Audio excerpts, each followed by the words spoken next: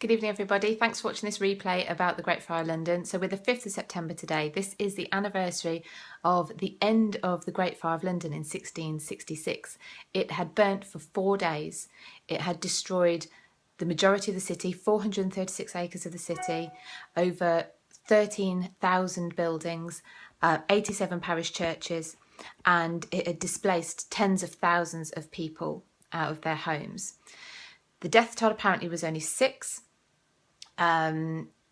Sounds unlikely. Experts disagree as to whether that is likely to be the correct death toll or not. But I just wanted to show you, so I'm going to show you where the City of London is as opposed to London as we think of it today. I'm going to do that with the help of a couple of maps that I have. So this is a map of modern London. So you can see down here we have Westminster, that's for Big Ben, Buckingham Palace is over here. And the City of London is this area around here. Now I have a map of the city before the fire. This is a Tudor map. Unfortunately you can't get this anymore. I'll show you what the cover looks like in case you can track it down, but I believe this is out of print. But anyway, it means I can show you the extent of the fire. So this is the City of London that you can see with the black wall around it. The fire started here. So this is where Pudding Lane is, and it's now where Monument is, but I'll come back to that later. So the fire started here and it spread around. I mean, not perfect, you know, this isn't perfect, but to give you some indication, I've put some arrows on the map to just show you just what an extensive area the fire covered. It had 4 days and it just kept going and kept going and kept going. The breaks that they tried to create by pulling down houses hadn't worked. The wind was strong enough to take the flames from building to building, and the fact that the buildings, they were at the end of a long hot summer, well, there hadn't been much rainfall, you know, everything really was against them. I've marked a couple of places on the map that are of interest. So down here, the fire came to just before the Tower of London, that's here.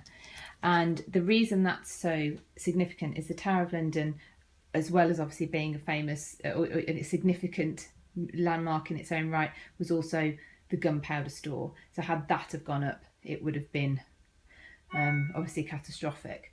Over here, I don't know exactly where, but Samuel Pepys, who is the famous diarist who gives us the best account of the Fire of London, he's where we get most of the information about the Fire of London from.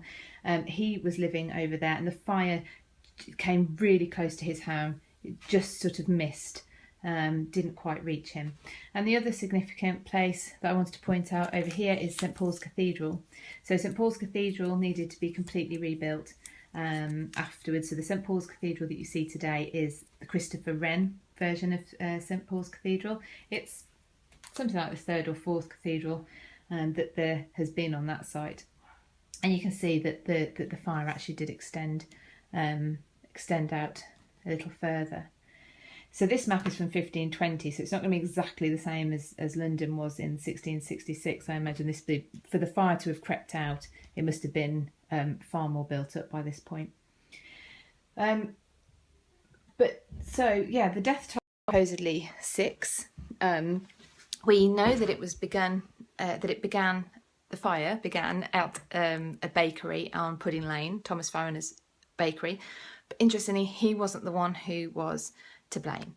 If you want to know any more about the Great Fire of London, I have a free podcast on my website, which I'll put a link to underneath, and also a guide to the Great Fire of London, which you can buy off my website, or you can visit the Facebook page. If you look in the shop, it is there, and that takes you through all the events, how it started, what happened to put the fire out, and how it's now commemorated. It took 50 years to rebuild the city. And Monument, that you might have heard of, or you may have even been to, is the city's monument to the rebuilding of the city, to that re-accomplishment, that, you know, coming back from literally from the flames of a fire. So if you want to know more about that, I will put the links underneath. So please do come and have a look or have a listen to the podcast, and I'll speak to you soon. All right, bye.